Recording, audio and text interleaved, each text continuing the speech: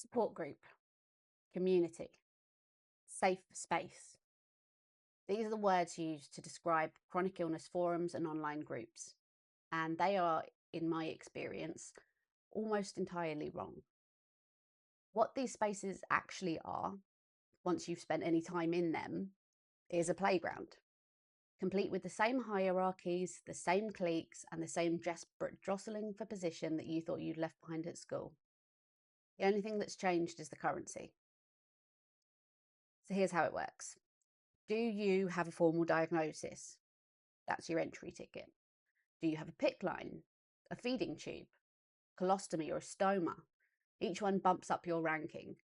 The more visible your medical hardware, the more apparatus that you're attached to, the louder your voice is allowed to be. The more your experience counts.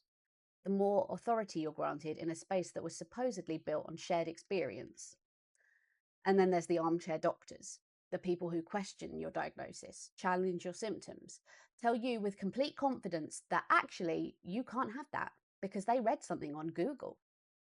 The same people who spent years being disbelieved by medical professionals have built communities where they disbelieve each other. There's a cross-cultural dimension worth naming. Chronic illness culture online, particularly on American platforms, has developed its own very specific language, its own prestige economy, its own hierarchy of who diagnosed you and where. Getting a diagnosis from a particular eminent specialist carries social weight. It adds points. And when that culture bleeds into UK spaces, it changes the temperature of them in ways that we don't always make sense and don't always serve the people in the room. But that's a whole other conversation. I want to tell you something that still catches me off guard.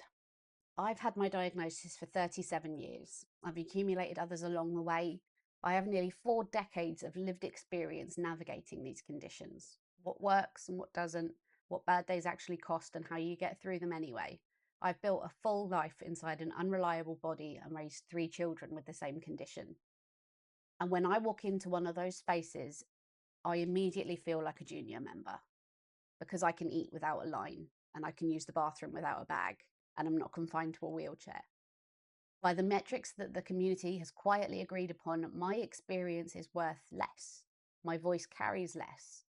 I haven't quite earned the right to speak at full volume. 37 years, 3 children, a fully constructed life, and I need to justify my presence. If that doesn't illustrate the problem, I'm not sure what does. A daughter's friend recently had an assessment for ADHD. And before the assessment, she asked her mum a question that really caught me off guard. Do I want to pass or fail? And I haven't been able to stop thinking about it. So when you have suspected POTS, they do a tilt table test. They strap you to a table, change your posture, and essentially make you try and pass out. And I've always wondered, what are you hoping for while you're lying there? For me, it was just a means to an end. But are you hoping for the relief of not having it?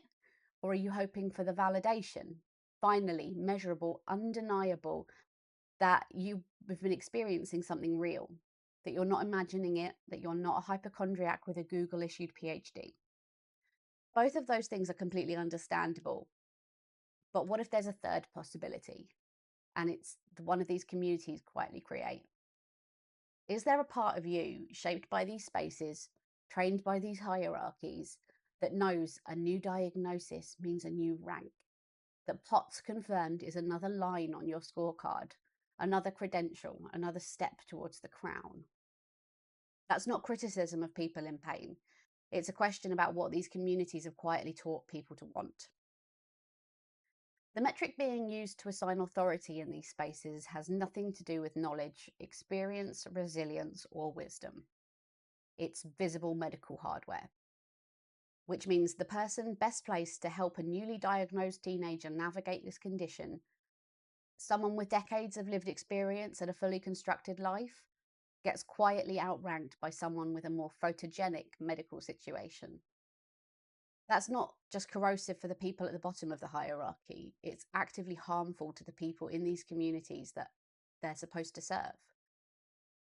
The newly diagnosed person who arrives looking for guidance doesn't find the most experienced voice, they find the loudest one, And the loudest one got there by being the sickest, not the wisest.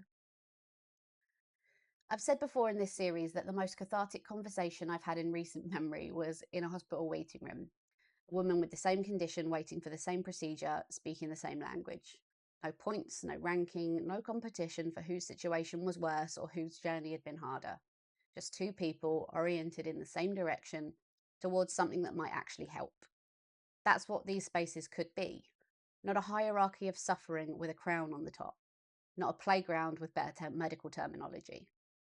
But people using their shared experience to move forward rather than to establish precedents. The difference between those two things is enormous, and the chronically ill community deserves the second one. We spent our whole lives being told that pain wasn't real, so we built spaces where pain is the only currency that counts, and then we wondered why nobody felt better. Funny, isn't it?